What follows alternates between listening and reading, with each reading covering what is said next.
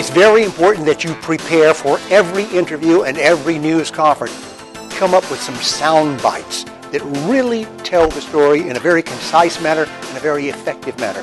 This news media relations class is a hands-on, interactive experience where you become the story. You are placed in the spotlight before live television news cameras for real-world breaking news events. This exclusive training program is the #1 news media relations class in America and the only one of its kind. Created and taught by Emmy award-winning television news journalist Russell Ruffin. This is Russell Ruffin at the White House, whose reports have been seen on NBC, CNN, Fox News Channel, and the European Broadcast Union.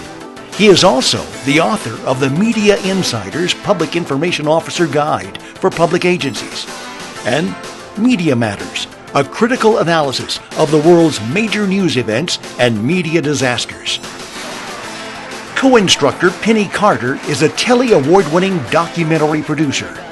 She has field produced for America's Most Wanted and the Law Enforcement Television Network on such stories as the Columbine High School shootings, the Oklahoma City bombing, and the 9/11 attacks on America.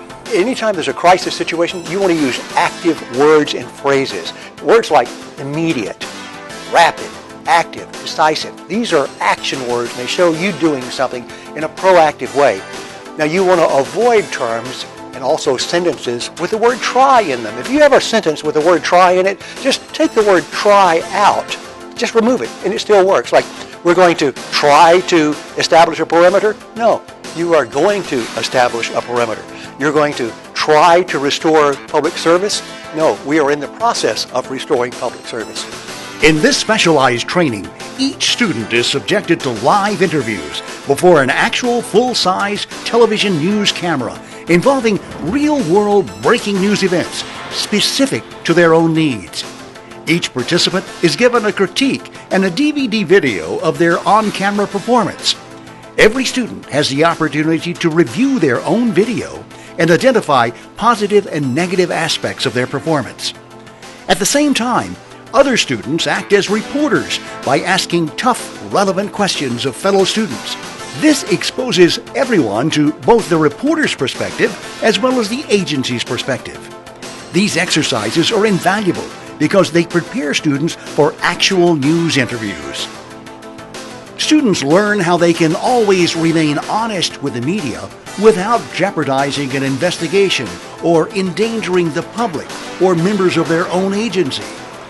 Participants come away with the skills to avoid saying no comment to media questions by employing our exclusive techniques and transitional phrases. It's always going to be your job at a news conference to keep your news conference on track. You can't expect the reporters to keep it on track for you. Now, you can come out there and say, okay, I'm going to talk about our water distribution situation, but that's all I'm going to talk about. I'm not going to talk about anything else. You can say that, and you can hope the reporters keep their questions in that area, but really think about it. The reporter's job is to ask questions, to ask many questions. But you can't just restrict them and tell them they can't ask a certain question. The governor of New Jersey, Chris Christie, has a way of dealing with reporters who ask questions that he considers off topic. Here's an example of what you don't want to do. On Monday, are you going to be addressing the legislature? Did I say on topic? Are you stupid? On topic. On topic. Next question. Good. Thank you all very much, and I'm sorry for the idiot over there. Take care. Now, you don't want to do something like that because you make too many enemies that way. There are many transition statements that we've come up with that will help you on that. For example, instead of him answering that way, he should have said, I understand your question, but the important thing to remember is, or, I can understand your concern, but right now the issue is, or, that's an issue we may deal with later, but right now the important issue is, or, I'm sure there are a lot of questions we all have, but right now the important thing is. That way it doesn't sound so confrontational. The student learns that no two news experiences are the same. The participant's behavior should be dictated by the event itself. With today's 24-hour news coverage and programming, the public often draws conclusions based not just on facts, but on perception. For that reason, the training includes tips on proper physical posture, voice inflections, as well as facial expressions. This training helps prepare anyone who may be accosted by reporters on the street. There's another phrase that a lot of people use and misuse, and that is, we're doing the best we can with what we have. That's really not a very good phrase because it sort of lends itself to letting people have the impression that you're going to fail at something.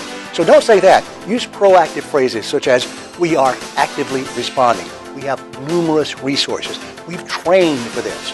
All of those phrases will build your credibility. No other comparable media training classes exist because classes taught by working reporters lean toward satisfying the needs of the reporters, which isn't always what is in the best interest of the agency. And likewise, classes taught by agencies often advocate an adversarial relationship with the media. Our exclusive training teaches how agencies can use the media to its best advantage while fulfilling the public's right to know. Let's say you've had a massive explosion and you don't know what type of chemical or explosive was used. You don't want to go out and tell a news conference, we don't know what kind of chemicals are involved. We don't know what kind of explosive was involved. You don't want to say that. Instead of saying you don't know what something is, say that we are conferring with experts who are working to identify the chemicals, or we are now in the process of identifying the chemicals, or the weapons, or the explosive, or whatever it is.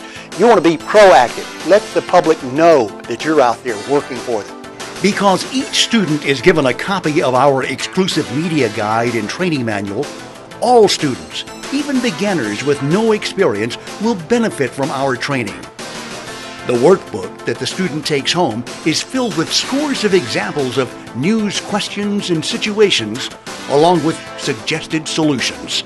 If there is a dispute between a couple of agencies within your jurisdiction, what you want to do is have an administrator come forward and have a briefing, and also have those agency heads present, and point out at the news conference that despite any disagreement between the agencies, your number one concern remains the safety and service to the community. The community comes first. And regardless of any differences, and even while you're working out differences, that's not going to change your goals and your roles. The public comes first, and public safety and public service is our top priority. And you can keep reassuring that to the public. Even if you have a dispute, let the public know they still come first. I'm Chief Frank DeAndrea from the Hazleton Police Department. Over the past 15 years, I've been a Navy SEAL. If you are able to attend one class this year, this should be the one. Well, I can tell you I've been all over the world. I've spoken with ambassadors, vice presidents, presidents, VIPs. Over the course of the 15 years, and what I've learned in my experience over throughout the world, within 2 days here, in Russell and Penny's class, your class here, I've learned so much, and it's really going to help me out in my job. And I can tell you, being a Navy SEAL, from my perspective, this class I would recommend to anybody. And I have learned more from this media relations course than any other course I've attended in 27 years of law enforcement.